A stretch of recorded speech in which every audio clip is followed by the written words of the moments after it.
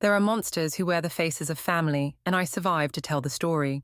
For more than 50 years, I hid the horror behind a practiced smile, burying it so deep inside that even I sometimes believed it wasn't real. But it was.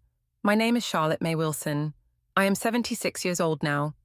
Once a young widow trying to raise two small children in the rural stretches of Georgia. I thought I had seen the worst life could offer when my husband died. I was wrong.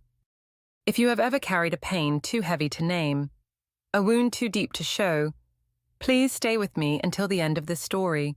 Perhaps you will find a part of yourself in mine. It was an ordinary morning, the kind that fools you into thinking life will go on just the same as it always has. The sun rose lazy and golden over the fields, mist still clinging low to the ground, and somewhere down the road, a rooster crowed into the soft hush of dawn. I packed Aaron's lunchbox like I always did. Slipping in a note I scribbled quickly, just to tell him I loved him. He kissed my forehead on his way out, his boots thudding heavy on the porch steps. Be careful. I had called after him, more out of habit than worry, and then he was gone. 15 minutes later, life as I knew it ended. The knock on the door came before noon, sharp and urgent, splitting the quiet of the house. When I opened it, two men from the construction company stood there, their hats in their hands, their faces pale. One of them tried to speak but had to clear his throat first. "Mrs. Wilson, there's been an accident." The words blurred after that. I remember clutching the doorframe to stay upright. I remember the sound of my own heartbeat in my ears. Deafening, drowning out the rest. Aaron had fallen from a scaffolding 5 stories high. They said it was quick. They said he hadn't suffered. I wanted to believe them. I needed to believe them. I don't remember much of the next few hours. People came and went. Neighbors offering casseroles. Hands patting my shoulder. Voices murmuring words that meant nothing. I sat in the living room with my 2 children clinging to me, their small faces looking up. Confused, frightened. Benjamin was just 4 years old, and little Emma had barely turned 2. They didn't understand why their daddy wasn't coming home. How do you explain death to children who still believe in bedtime stories and magic kisses? Somehow, in that numbing haze, survival instinct took over. I knew I couldn't afford to fall apart. Not yet. Not with those tiny hands reaching for mine. Not with those wide, searching eyes begging me for reassurance. They became the only reason I breathed. The only anchor holding me in a world that had suddenly gone dark and cruel. Every morning, I woke up to their needs. Every night, I tucked them into bed with lies about how everything was going to be all right. I whispered promises I wasn't sure I could keep. It was during that fragile, broken time that Samuel, Aaron's father, stepped forward. He was a man and in his early 60s then, tall and weathered by years of hard labor. With grey at his temples and a booming voice that filled any room, he told me he would stay with us for a while, just to help out, he said, his tone firm, leaving little room for argument, fix things around the house, watch the kids when I needed to run errands, take some of the burden off my shoulders, in my days of grief. I didn't think twice. I said yes. I even thanked him through my tears. Looking back, I see how easily desperation makes fools of us, how easily we mistake a wolf for a shepherd when we are too broken to tell the difference. Samuel moved into the guest room that very week. At first, it seemed like a blessing. He repaired the broken step on the porch. He mended the leak in the kitchen sink. He even helped Benjamin learn how to ride his little red bicycle, steadying the wobbly wheels with a patience I didn't expect. The neighbors praised him, said I was lucky to have such a strong figure to lean on. I told myself the same thing, over and over, like a prayer against the rising unease in my heart. But unease it was, growing like a slow, relentless tide. It was the way his hand lingered just a moment too long on my shoulder, the way his eyes followed me when he thought I wasn't looking, the way he sat too close at the kitchen table when there was plenty of space. Tiny things, easy to excuse at first, easy to brush away because surely, I was imagining it.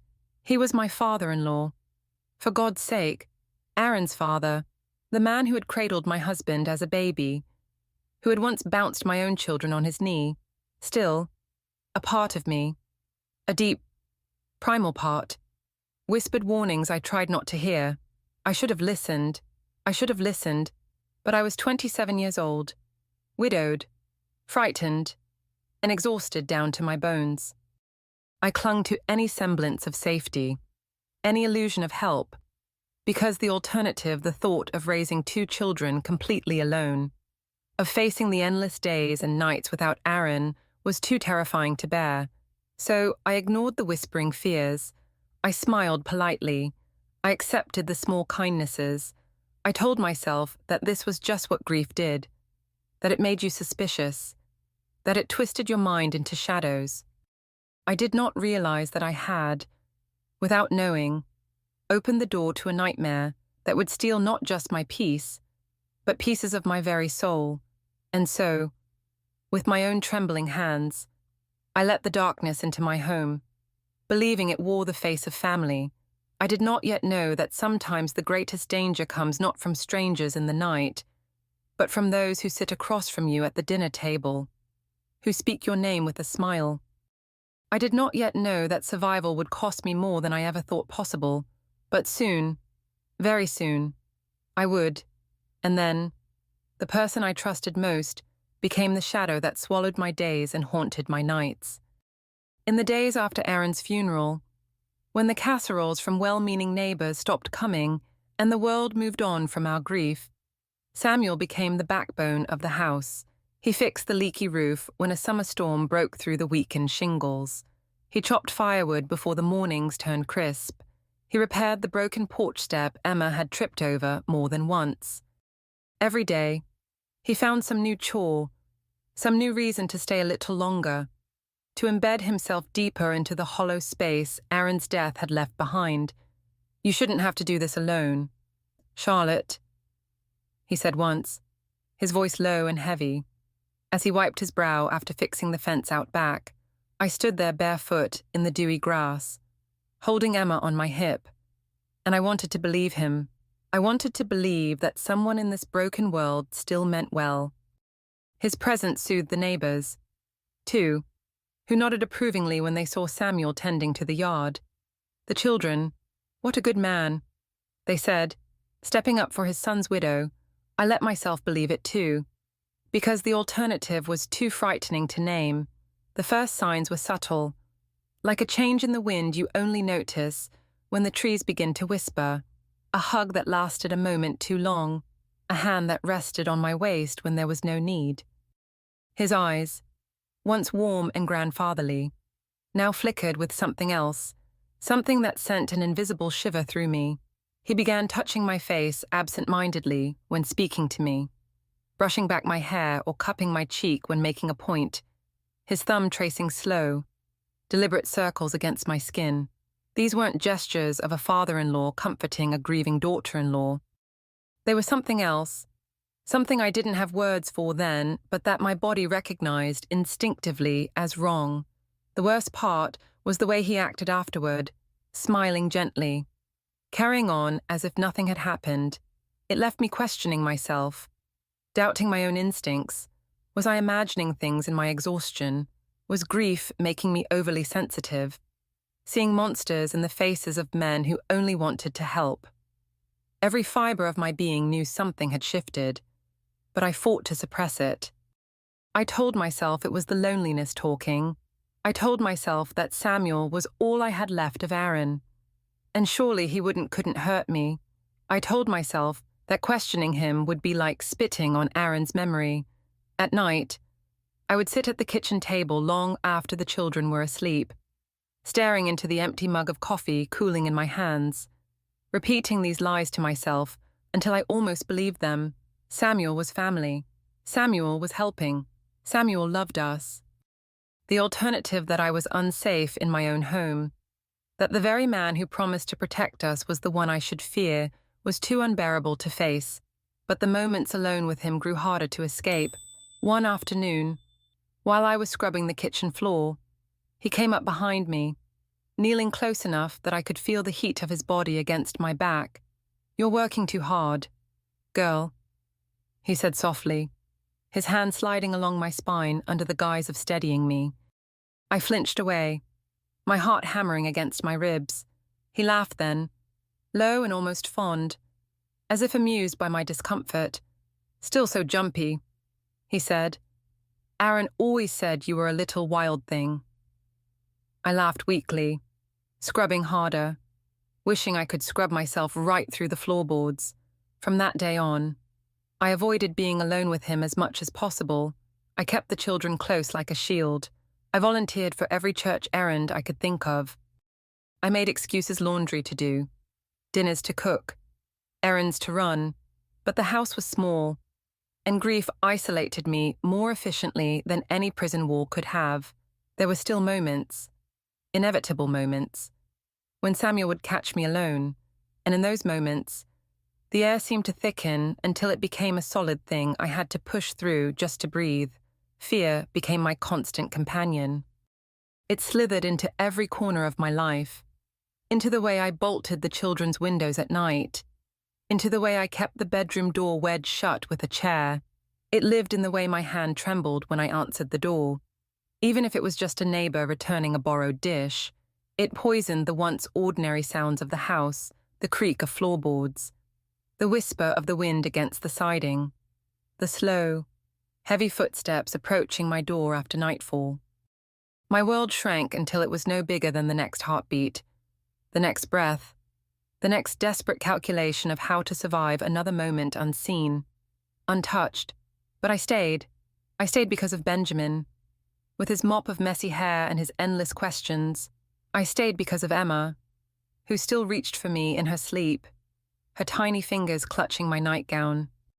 I stayed because losing Aaron had nearly broken me, and I was terrified that if I spoke out, if I shattered the fragile piece we had stitched together, I would lose everything I had left. My children needed a home. They needed a family. They needed stability. And if that meant swallowing my fear and hiding my revulsion behind a smile, so be it. There were nights when, after putting the children to bed, I would stand at the kitchen sink staring out into the inky blackness of the yard, the taste of bile thick in my throat, whispering to myself over and over, "Just endure, just a little longer, just until the children are grown, just until it's safe." I clung to those words like a drowning woman clings to a scrap of wood. Hope was a dangerous thing, but it was all I had. I told myself that if I was careful enough, silent enough, obedient enough, maybe the danger would pass, maybe Samuel would tire of me, maybe he would move on to someone else, or simply grow too old to be a threat. Maybe if I stayed small and invisible and good, the nightmare would fade back into the shadows where it belonged. Just hold on, I would whisper to my reflection in the dark kitchen window, the face staring back at me, a ghost of the woman I used to be. Just a little longer. But the truth was, the darkness was not receding. It was thickening. It was coiling tighter around me, whispering that no matter how small I made myself, no matter how silent I stayed, it would never be enough. And deep down, in the secret place where hope and fear lived side by side, I knew that a reckoning was coming. At first, Samuel's presence in the house had felt like a lifeline, a reassuring weight against the chaos that had threatened to consume me after Aaron's death.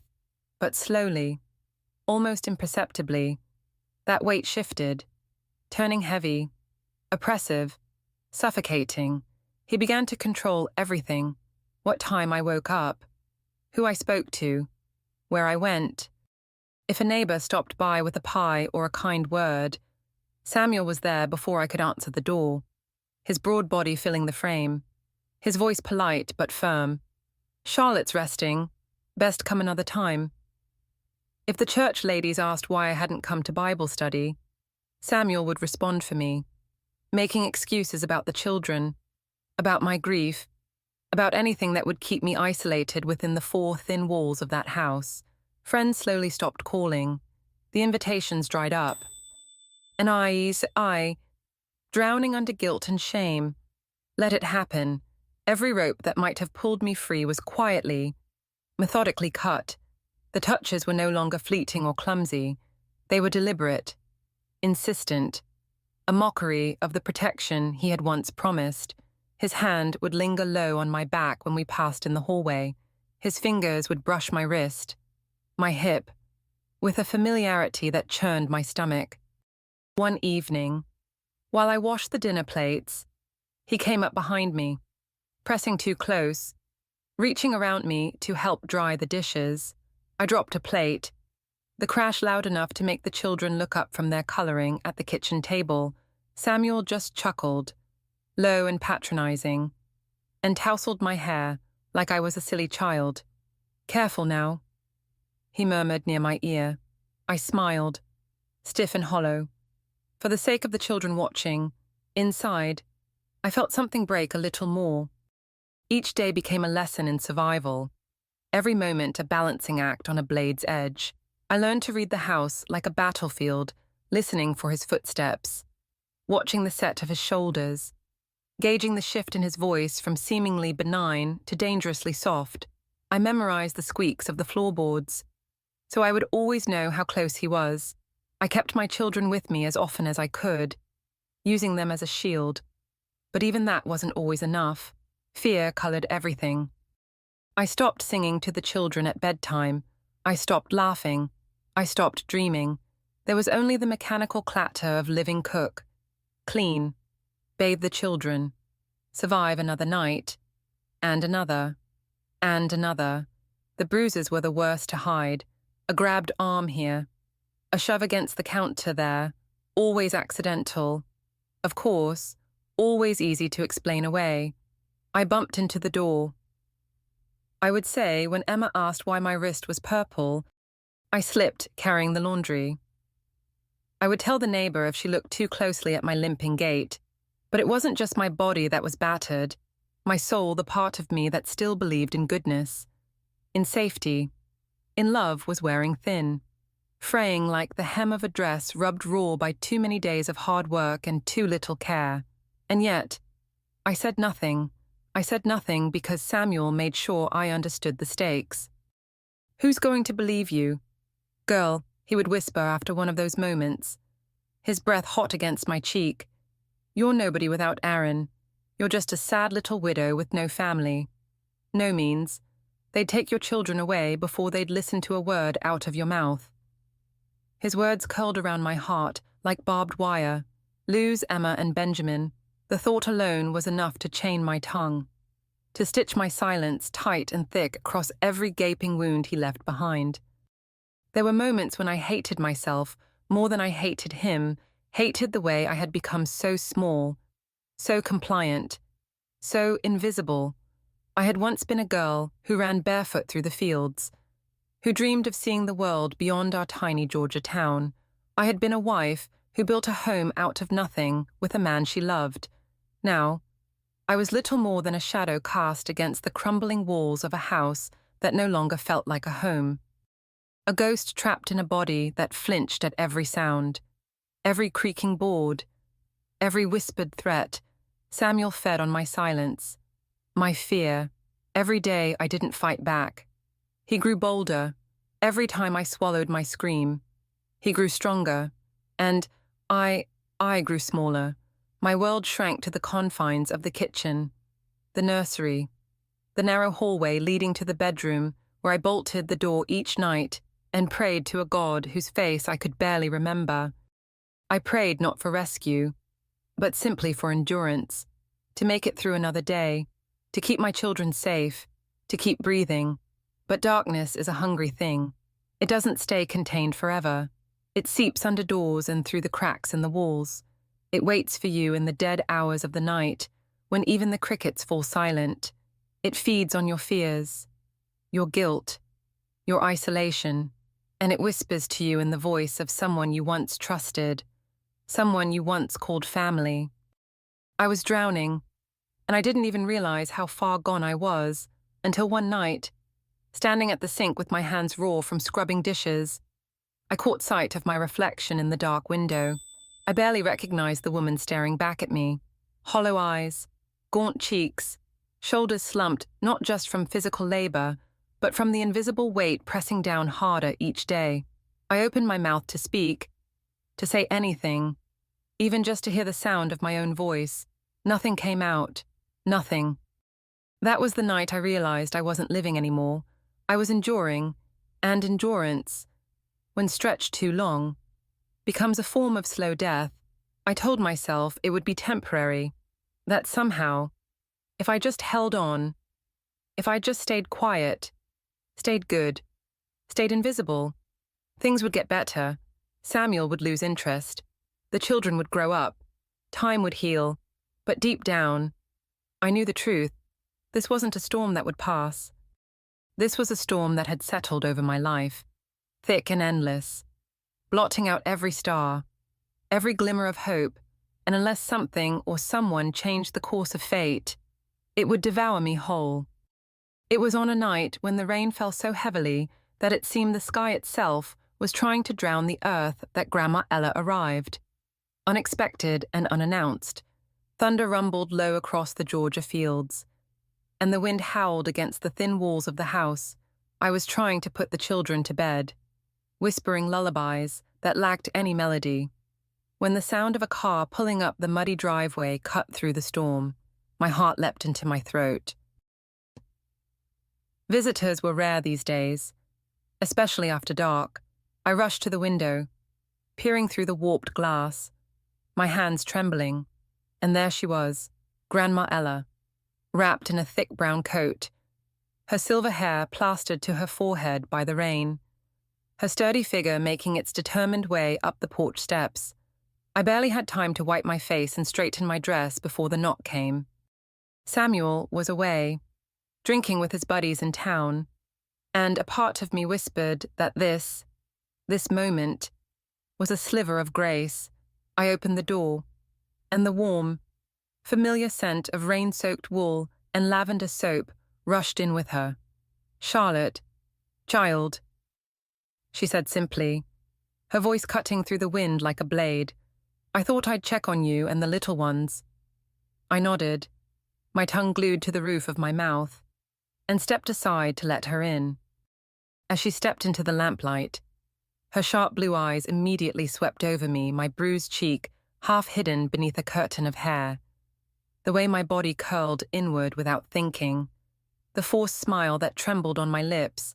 I tried to busy myself, to distract her, to lead her toward the kitchen with murmured offers of coffee or tea. But she didn't move. She just stood there, dripping rainwater onto the wooden floor, her eyes anchored on mine with a gaze that saw too much. "Come here, Charlotte," she said, not unkindly, but in a tone that brooked no refusal. I obeyed, like a child called to account, and as I stepped closer, I saw her jaw tighten, her eyes darken with a fury I had only seen once before, the day she had chased off a pack of boys bullying a stray dog. Her hands, still strong despite her age, reached out and gently lifted my chin. Her fingers brushed the purpling bruise on my cheek, the small cut near my temple. For one long, endless moment, we just stood there, suspended between fear and something far deeper, recognition, understanding, a sorrow so vast it filled the room. Then the dam inside me, the one I had fortified so carefully with silence and shame, cracked. I tried to hold it in, to swallow it down like I had so many times before, but it was too late. A broken, strangled sob escaped me, and with it came the tears, hot, furious, endless. I crumpled against her, my head buried in the crook of her shoulder, my body shaking with the force of everything I had tried so desperately to hide. "I'm scared," I gasped between sobs, the words tasting strange and new on my tongue. "I'm so scared. Grandma."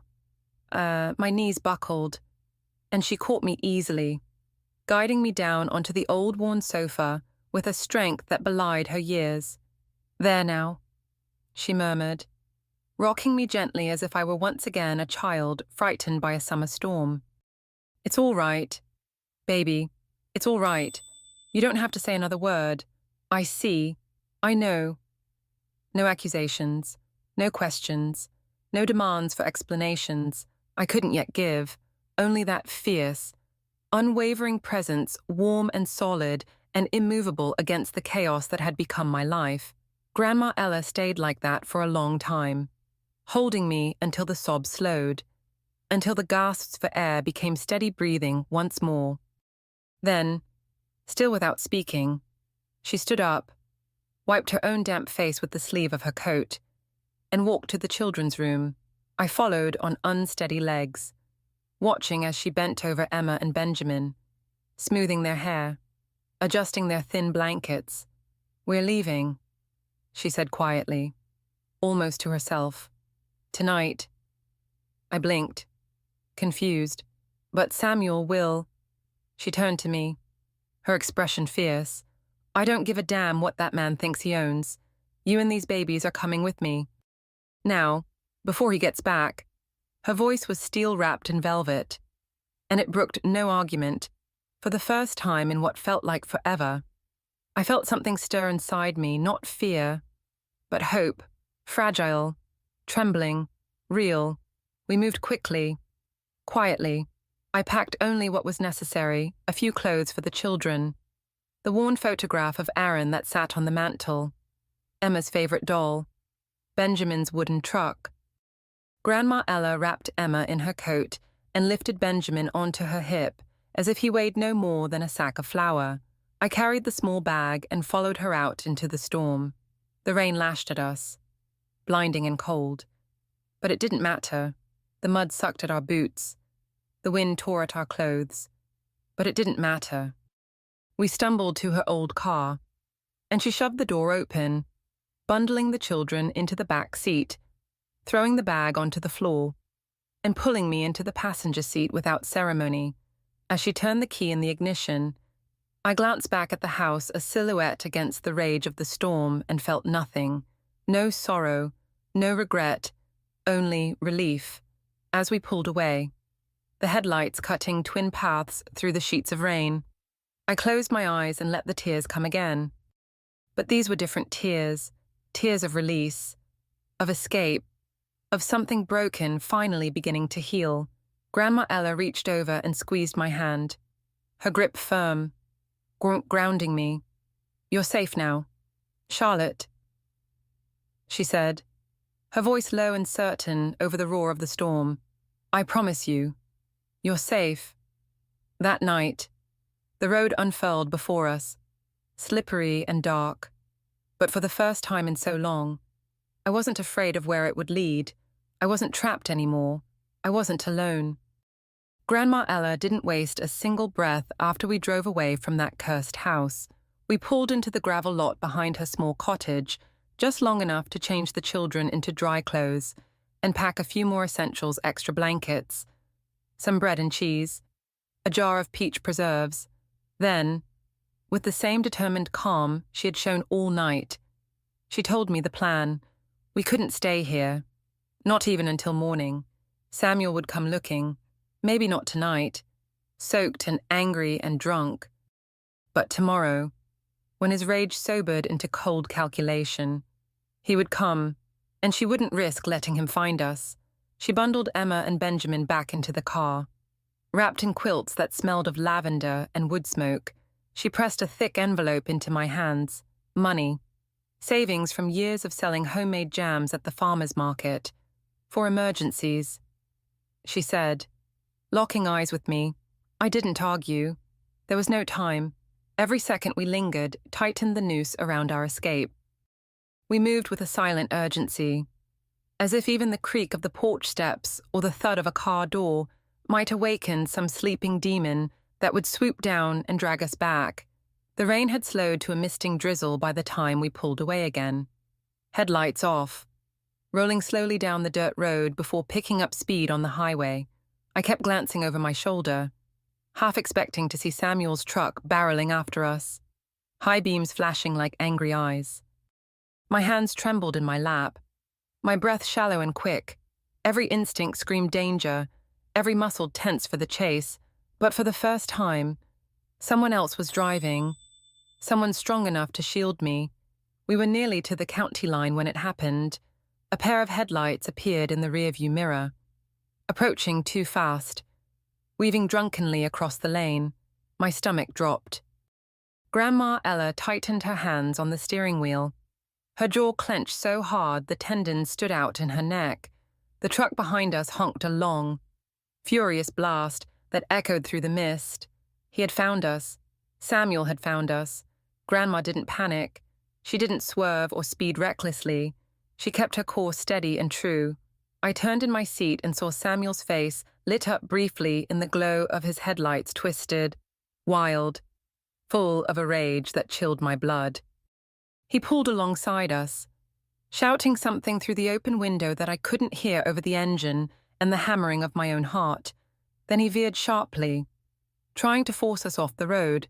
Grandma Ella reacted without hesitation.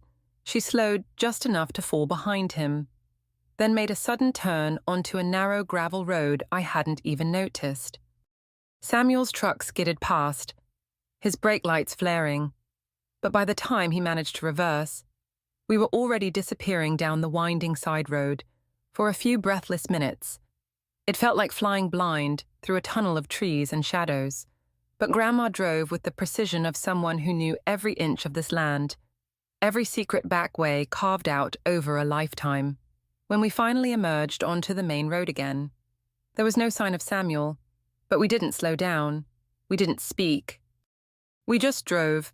An hour later, in the pale light of early dawn, we pulled into the gravel lot of a small white church nestled between fields of dying corn. The old wooden sign out front read, Shiloh Baptist Church, in faded black letters. Grandma parked the car and turned to me. "Come on," she said simply. She lifted the sleeping children into her arms with a gentleness that brought tears to my eyes. Inside the church, everything smelled of beeswax and old wood. The air was cool and still. The sanctuary bathed in the soft blue light of stained glass windows.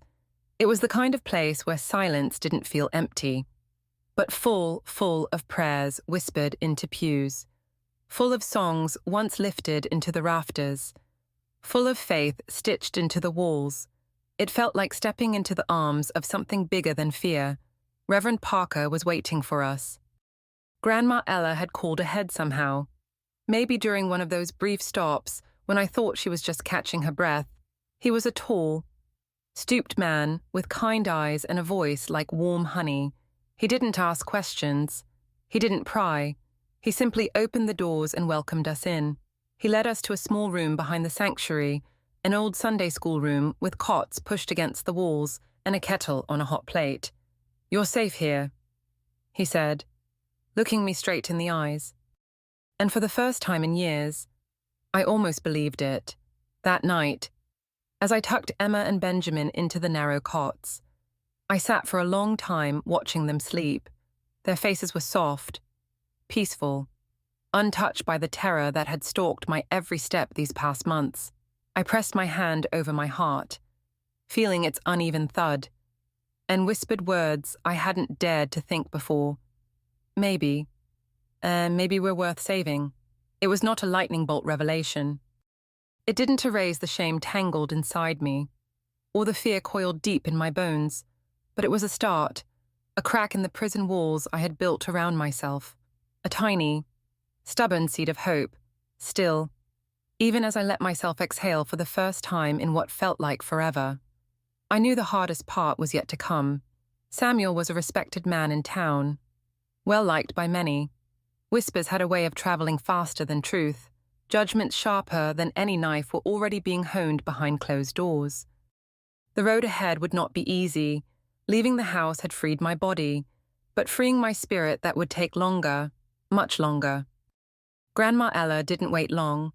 Once we were settled safely within the church's protection, once the children had been fed and tucked away in borrowed beds, she sat me down at the scarred wooden table in the church kitchen and looked me straight in the eyes.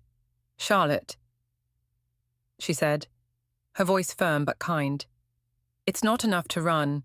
If you want a real life for you and your babies, you have to bring this into the light. I shook my head fiercely, panic rising in my throat.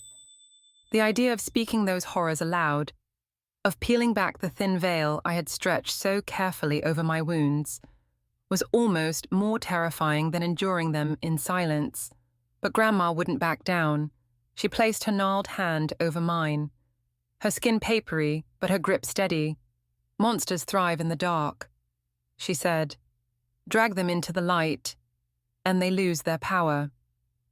It began with private meetings in the pastor's office. Reverend Parker arranged for trusted members of the church board to listen, not to judge but to bear witness. I sat stiffly in a hard chair, the faint scent of lemon polish and old books swirling around me, and told them everything. My voice was little more than a whisper at first, choked and broken. Every word felt like tearing open a wound I had only just managed to bind. There were tears more than I had cried in years and long silences where I stared at the floor, willing myself not to bolt for the door. Grandma Ella sat beside me through every meeting, her hand never far from mine. As word spread, more formal gatherings were held, closed sessions where members of the congregation were called to hear what had happened. It wasn't a legal trial. Samuel hadn't been charged with anything yet. But in our small, tightly knit community, public opinion held the weight of law. Some wept openly as I spoke, others crossed their arms and narrowed their eyes, skepticism written in every line of their faces.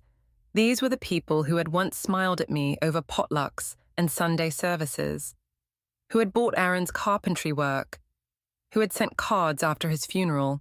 Now, some of them looked at me as if I were a liar, a destroyer of peace. Samuel, summoned to defend himself, arrived with his usual mix of bluster and oily charm. He stood tall before the congregation, his hands spread in wounded innocence. He denied everything. Of course, claimed I had misinterpreted, exaggerated, imagined.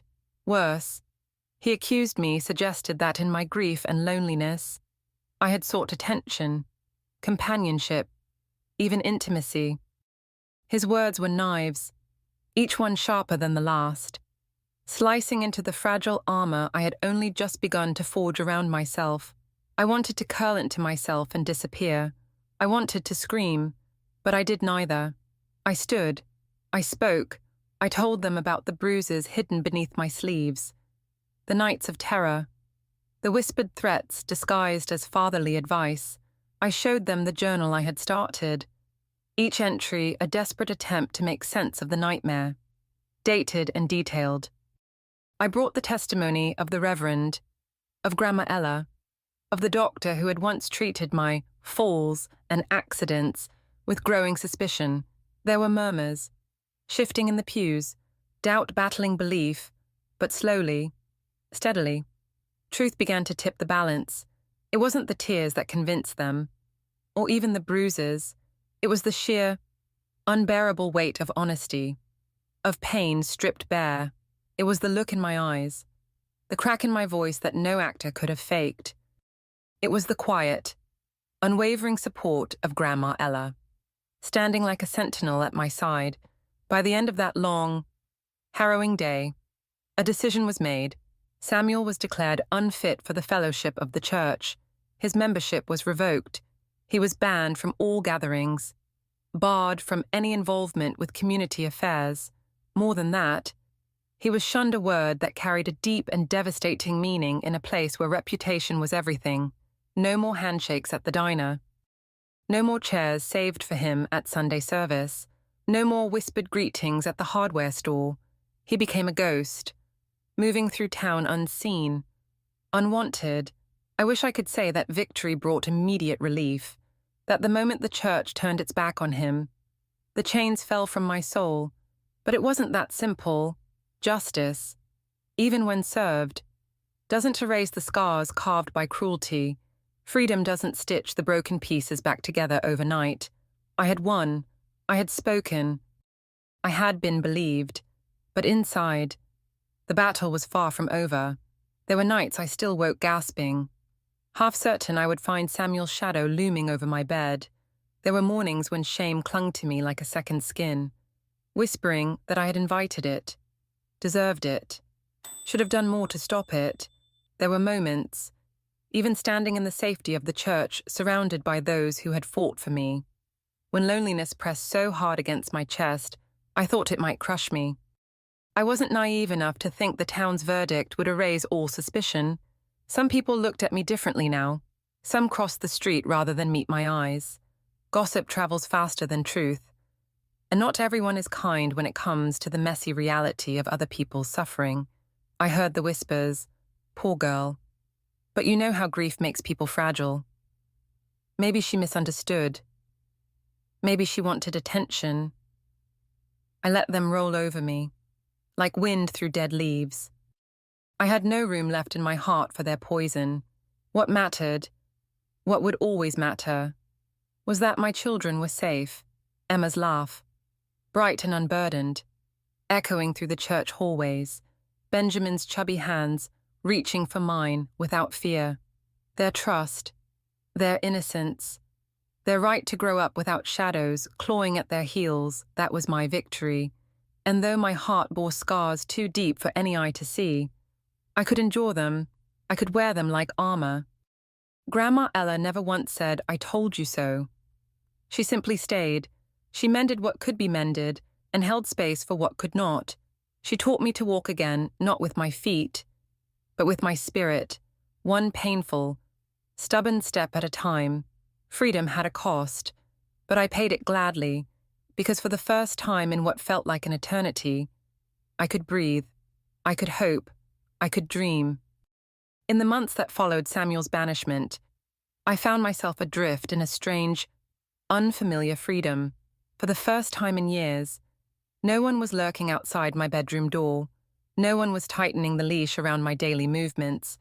But the absence of fear did not instantly bring peace. The real battle, I quickly learned, was not with the world outside, it was within me. Grandma Ella knew this even before I did. It was she who gently urged me to seek help beyond the shelter of the church, to speak with someone trained to navigate the shattered landscapes of the soul. And so, trembling and reluctant, I stepped into the world of therapy, a place I had once thought was reserved for other people, for problems bigger or stranger than mine. My first sessions were brutal, sitting across from a woman named Dr. Harris, a soft-spoken counselor with wise, patient eyes. I struggled to find words. The memories were locked so tightly inside me that even thinking about them felt like scratching old scars until they bled anew. But Dr. Harris was gentle. She didn't pry or push. She waited, and little by little, the dam I had built inside myself began to crack. We peeled back the layers of my story, one fragile piece at a time. The early days with Aaron, so full of love and hope, the accident, the grief that had hollowed me out, the betrayal that had filled that hollow with fear and shame. Each session was like pulling splinters from a wound left too long unattended, painful, exhausting, necessary. I cried more than I ever had before, deep, heaving sobs that left me feeling emptied and strangely lighter. Sometimes I left those meetings furious, raw, convinced I would never return, but always, somehow, I found my way back. Healing, I discovered, is not a straight road. It is a slow, grinding climb with countless stumbles and 1,000 moments when turning back seems easier than going forward. One of the hardest lessons was learning to forgive myself, not him, never him, but me for the silence, for the endurance, for the years spent believing I had no choice. Dr. Harris taught me to see that survival was not weakness, that enduring cruelty to protect my children had been an act of fierce, stubborn love, that carrying shame that did not belong to me had been a tragedy, but not a failing. It was the first time anyone had said those words to me, and it cracked something open in my heart that had long been sealed shut. Alongside therapy, I found solace in quiet, solitary things. Books became my refuge, I devoured stories of women who had survived their own storms, who had clawed their way out of darkness and built lives from the wreckage. Each chapter I read felt like a whispered reminder, you are not alone. You are not broken beyond repair. When the words became too much, when my mind needed more space than even the most comforting pages could offer, I turned to painting. I was no artist. Not really. But there was something cathartic about putting brush to canvas, about spilling colours that made no sense except to me, red for rage, blue for sorrow, yellow for the tiny, and stubborn flickers of hope. And then there were the letters. It started one night after a particularly grueling session with Dr. Harris.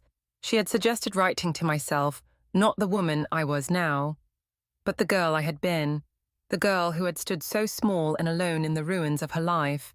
I resisted at first, the idea too painful, too raw, but the thought stayed with me, gnawing gently at my resolve. So one night, under the dim light of the kitchen table after the children were asleep, I picked up a pen. I wrote to the frightened widow who had believed she had no choices. I wrote to the broken young mother who had thought she had to bear her pain in silence. I wrote to the tiny, tenacious spark inside her that had refused, even in the worst moments, to be extinguished. The letters became a ritual. Whenever the weight of the past threatened to crush me, I wrote. Sometimes they were angry, defiant. Sometimes they were tender, full of the forgiveness I was slowly learning to offer. Each word was a thread, weaving a bridge between who I had been and who I was becoming. Slowly, almost imperceptibly, dreams began to return to me, not the broken, gasping nightmares of before, but soft dreams of a small white house with sun-warmed floors, of laughter spilling from windows, of a garden thick with wildflowers. I began to imagine a life beyond survival, a life of living, truly living, without fear dogging my every step. The nightmares didn't vanish overnight. Sometimes I would still wake in the deep hours of the night, heart pounding, tangled in sheets damp with sweat, but those nights grew fewer, the terror less sharp, the recovery faster. In their place, hope took root, not the wild, reckless hope of youth, but a quieter, sturdier kind, like the first green shoots breaking through winter-hardened soil. There were still hard days, days when a careless word or a forgotten smell would send me spiraling. Days when exhaustion and old wounds dragged at my heels. But now, when those moments came, I had weapons to fight them. I had my books, my paints, my letters, my children's laughter, Grandma Ella's unwavering faith in me. And slowly, I began to realize something profound. I was worthy of happiness, not because I had earned it through suffering, not because I had survived more than my share of storms, but simply because I was human, because joy, too, was my birthright. That realization didn't come with trumpets or fireworks. It came quietly, like morning light creeping over a windowsill. It settled into my bones slowly, insistently, until one morning I looked in the mirror and no longer saw only scars and sorrow. I saw strength. I saw resilience.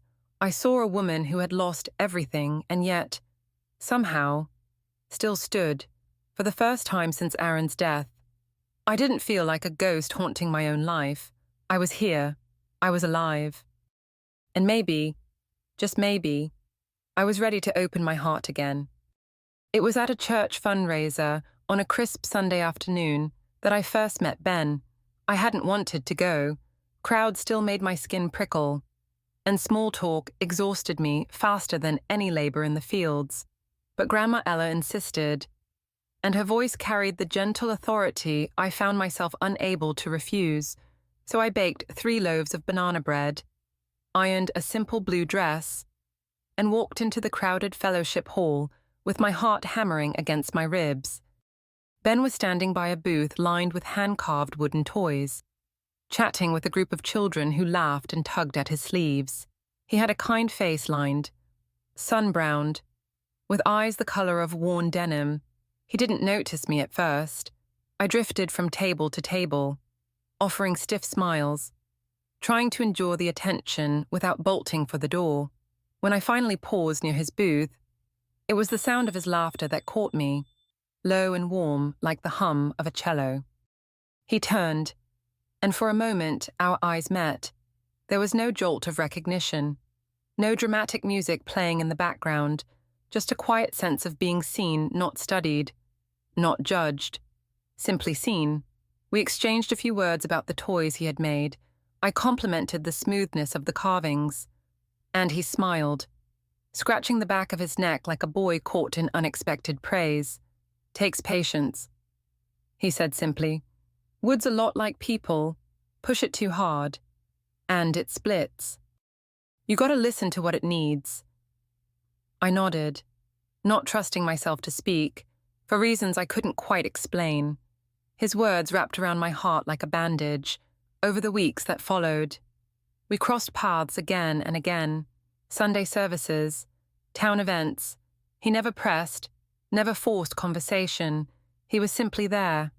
A steady, quiet presence, a nod across the pews, away from the other side of the market square, a hand lifting a heavy basket into the back of my truck without being asked.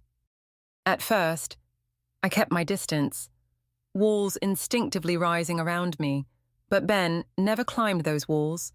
He sat patiently outside them, whittling his little toys, waiting for me to find my way to him. Our conversations were gentle things: weather, crops, favorite books, memories of family. He shared stories of his late wife, Anna, who had died young from a fever, and the way he had thrown himself into carpentry afterward, shaping pieces of wood because he couldn't shape the grief inside him. I listened, feeling the resonance of his loss echo against my own, slowly, almost without realizing it. I began to share my stories too, not the darkest ones. Not yet, but enough for him to know there were shadows in my past that ran deep. Ben never once asked for more than I could give. He never flinched when my voice trembled or my gaze dropped to the floor. He simply stayed, present, steady, unshaken. And in that unwavering patience, my trust began to take root, tentative and trembling, like a seedling pushing up through frost-hardened soil. It was patience that built the bridge between us. No grand declarations, no hurried promises, just time and tenderness layered one upon the other until one afternoon, in the golden haze of early fall, Ben asked me to walk with him by the creek behind the church. The trees were shedding their leaves in cascades of gold and rust, the water laughing softly over smooth stones. We walked in silence for a while, the crunch of our footsteps filling the quiet. Finally, he stopped under an old willow tree, its branches trailing like fingers into the current. He turned to me, his hands tucked into the pockets of his worn jeans, and said, almost shyly, "Charlotte, I know your heart's been through storms I can't imagine. I'm not here to fix you. I don't believe you need fixing. I'd be honored to walk beside you, however far you'll let me." He fished a small carved ring from his pocket, simple, smooth wood polished to a soft glow, and held it out on his palm. "Will you marry me?" For a long moment, the world seemed to hold its breath. My chest tightened with 1,000 emotions: fear, hope, grief, longing. I thought of Aaron, of Samuel, of the years I had spent surviving, not living. Could I dare to build something new on the wreckage of all that had come before? My hands trembled as I reached out and closed his fingers over the ring. "Yes," I whispered, not because I forgot, but because I'm ready to believe in something again. We married quietly in the church where we had first met. No fanfare, no grand celebration, just a small gathering of people who knew us, who understood that love, real love, often grows in the quiet spaces after heartbreak has cleared the land. I wore a dress the color of cream, with sleeves that brushed my wrists, and carried a bouquet of wildflowers gathered from the fields. Ben wore his best flannel shirt and a tie slightly askew. His hair combed back neatly, though a few stubborn curls refused to behave. The vows we exchanged were simple, honest, spoken with voices thick with emotion. "I promise to stand beside you," Ben said, his thumb brushing a tear from my cheek. "On the good days, on the hard days, every day." And for the first time in what felt like a lifetime, I allowed myself to believe those words could be true. We built a small home on the edge of town, a modest place with creaky floors and wide windows that caught the morning sun. Ben carved furniture by hand, sturdy chairs, a rocking cradle, a table large enough for family dinners I still dreamed of hosting someday. I planted a garden in the backyard, rows of tomatoes and beans and sunflowers that lifted their faces to the sky without fear. Our family grew not just in size, but in spirit.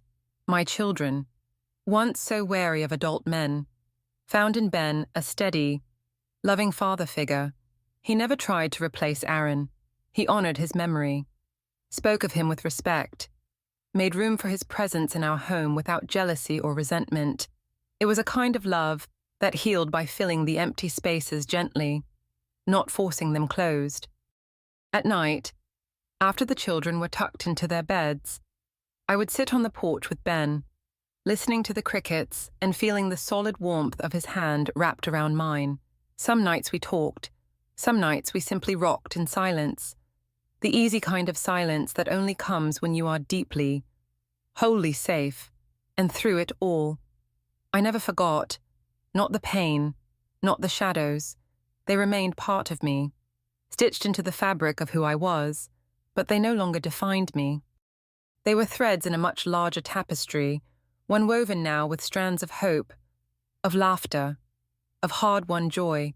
I often thought of the women still trapped in their own silent prisons, the ones who had not yet found their Grandma Ella, their safe harbor, their gentle carpenter, and in the quiet hours before sleep, I sent up silent prayers for them, promises whispered to the stars that somehow, someday, they too would find their way to the light.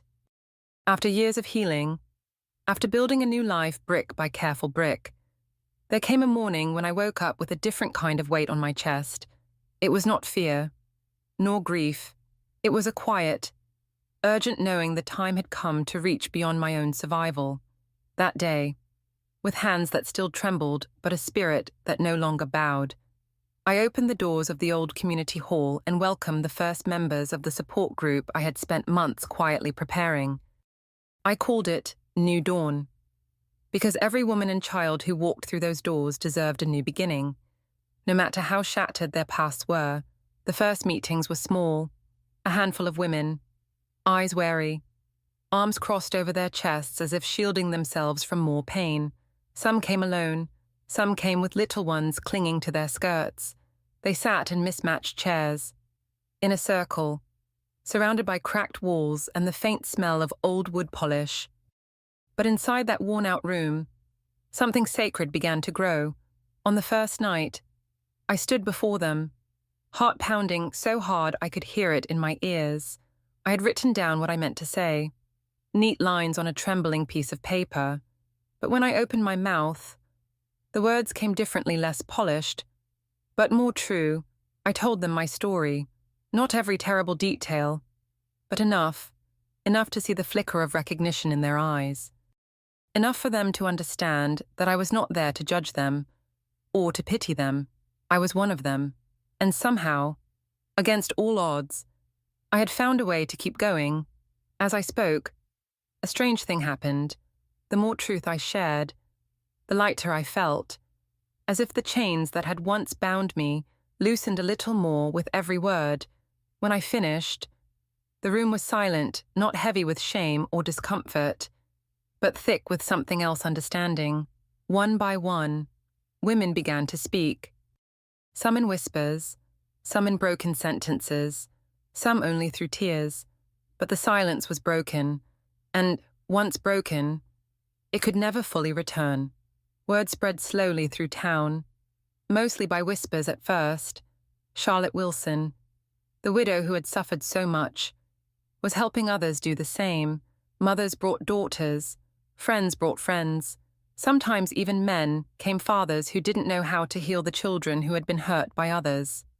Brothers who had lost their sisters to silence. They came not for grand solutions, but for a place where the unspeakable could finally be spoken without fear. Each person who entered that room carried their own shattered story. A woman who hadn't smiled in a decade because of what her uncle had done. A boy barely 12, eyes hollow, betrayed by the coach he trusted. A grandmother who confessed, after 60 years of silence, the night her own father had stolen her innocence. Their pain was vast, their courage even greater. And I, once a woman who couldn't raise her voice above a whisper, became a bearer of light. I listened. I held their hands through shaking confessions. I wiped tears not with platitudes, but with presence. I taught them, as Grandma Ella once taught me, that being broken did not mean being worthless, that surviving was not shameful, but sacred, that healing was not linear, but possible. There were no awards for this work, no headlines, no certificates to hang on the walls. But every shy smile from a child who learned to laugh again, every woman who stood a little taller after unburdening her soul, was a victory more profound than any worldly acclaim. In saving others, in witnessing their journeys, I found myself reclaimed piece by piece. One spring afternoon, a young girl named Annie stood up during a session. She had only ever sat quietly before, hands twisting in her lap, eyes downcast. That day, her voice was so soft it barely carried across the circle. "I don't feel dirty anymore," she said, tears streaking her cheeks. "I feel strong." The entire room seemed to hold its breath, and then, as if a dam had broken, applause erupted gentle, heartfelt, full of reverence. I wept with them, not out of sadness, but out of awe, out of the recognition that healing could spread like wildfire once someone dared to strike the first match. I realized, standing there amidst these women and children, that courage is not born in those untouched by pain. It is forged deep in the crucible of suffering. It grows in the silent cries of the wounded, in the quiet determination to wake up each morning and fight one more day. I learned that true bravery is not always loud. Often, it is quiet, stubborn, and almost invisible until, one day, it shines so brightly it can no longer be ignored. As the months turned to years, New Dawn became more than a group. It became a sanctuary, a place where scars were not hidden, but honored, where tears were not a sign of weakness, but of survival, where stories, once whispered in fear, rose up like hymns of resilience. Through all of it, I carried the memory of my own journey, the nights of terror, the years of silence, the slow, aching climb back into life. I carried the lessons of Grandma Ella, who taught me that saving one soul at a time was enough. I carried the spirit of Ben, whose steady love had proved that not all hands hurt. And I carried the promise I had made to myself long ago, that I would never let my past be only a graveyard of sorrows, but would instead use it as fertile soil for hope. Today, when I see a woman straighten her spine after months of hunched shame, or hear a child's unguarded laughter ripple through the hall, I know that the light we plant in dark places does not die.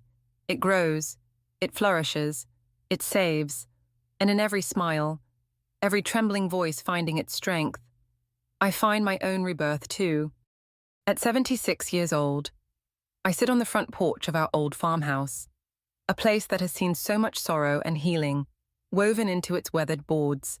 The swing creaks gently under my weight, a slow rhythm that matches the beating of my heart. Before me stretches a patchwork of green fields and golden light, and the sound that fills the air is the sweetest music I know, the laughter of my grandchildren. They dart across the yard like little fireflies, barefoot and wild, weaving in and out of the shade, their voices rising in joyous bursts. Their innocence, untouched and unburdened, is the greatest blessing I have ever known. Life has never been perfect, even now. Perfection is a dream too fragile to chase, but what I have is something more precious: peace, hard-earned, often tremulous, but real. There are days when the old ghosts stir, when memories brush against me like a sudden chill in the summer heat, but they no longer define my days. The life Ben and I built is filled with worn but sturdy love. A patchwork quilt stitched together from small, ordinary acts of devotion, a home not free from sorrow, but richer because of it.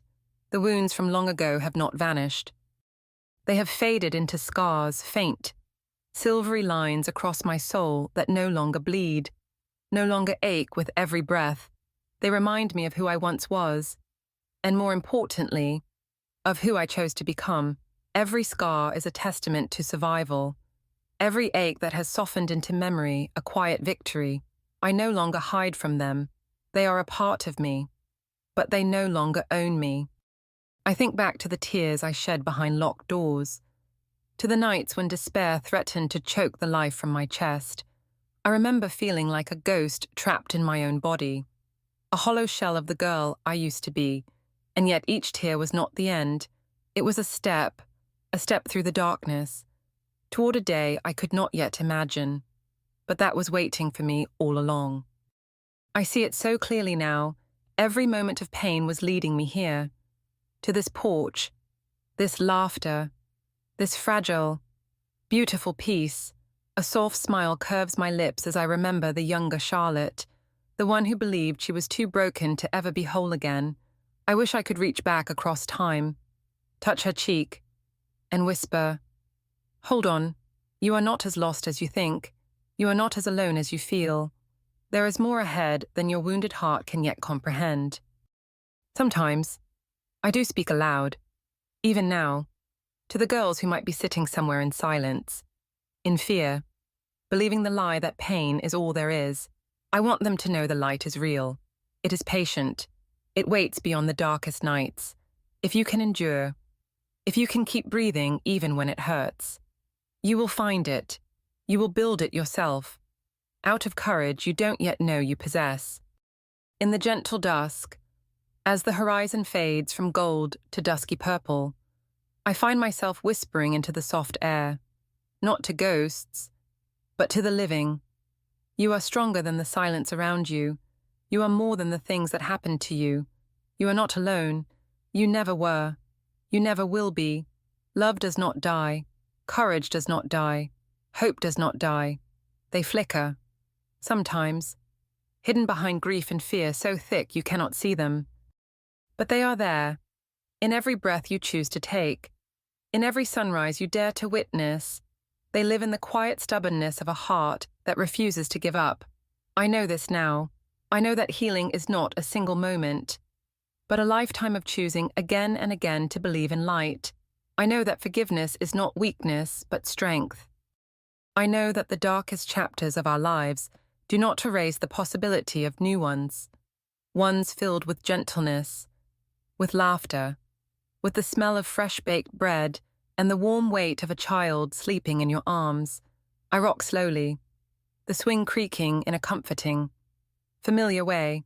I watch my grandchildren run after fireflies, their faces alight with wonder, and I see in them the hope I once feared I had lost forever. I see in them the proof that life, battered and bruised, can still be breathtakingly beautiful. It is not the life I once dreamed of. Before everything fell apart, it is better, it is real. It was built not from untouched innocence, but from survival, from choice, from love that chose to stay even when it would have been easier to flee. I think of the days I almost gave up, the nights when the silence was too heavy, when the shame felt like it would smother me.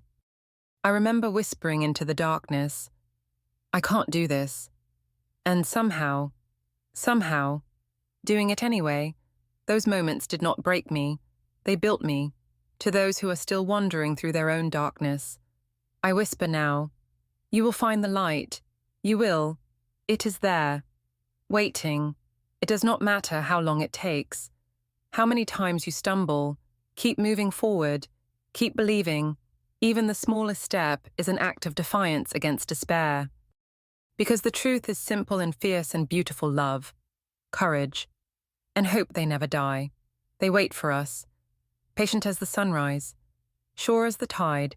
They are woven into the very bones of the world, waiting for the moment when we are ready to rise and claim them.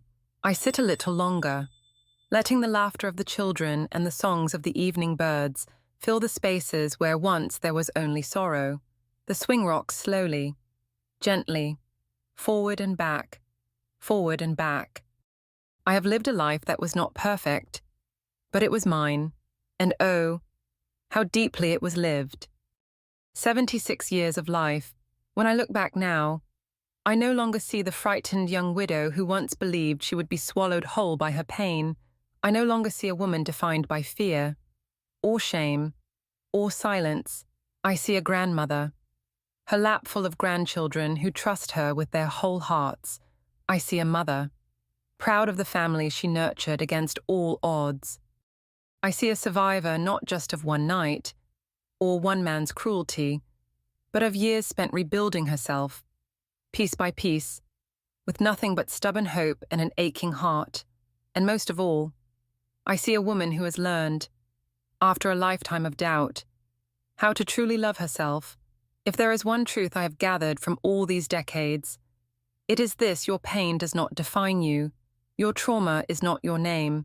The darkness you have endured does not eclipse the light that still burns inside you.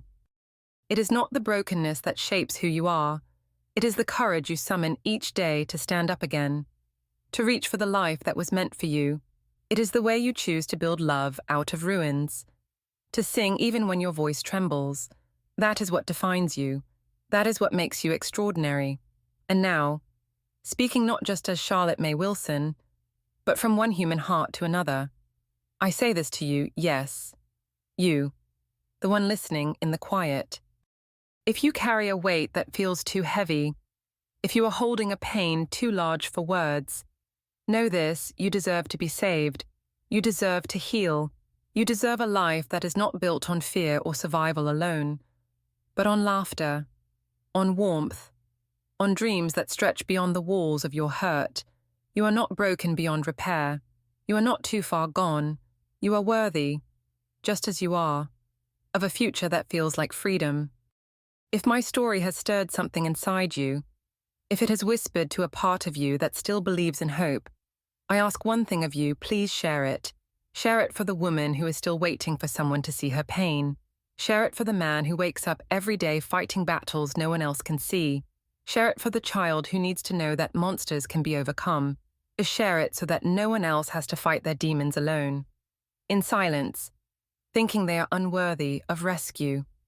Share it because sometimes, just knowing someone else survived is enough to keep a heart beating one more day. From the deepest place in my soul, thank you for listening. May your own journey forward be bathed in light, love, and the unshakable knowledge that you were never alone. Not for one single heartbeat.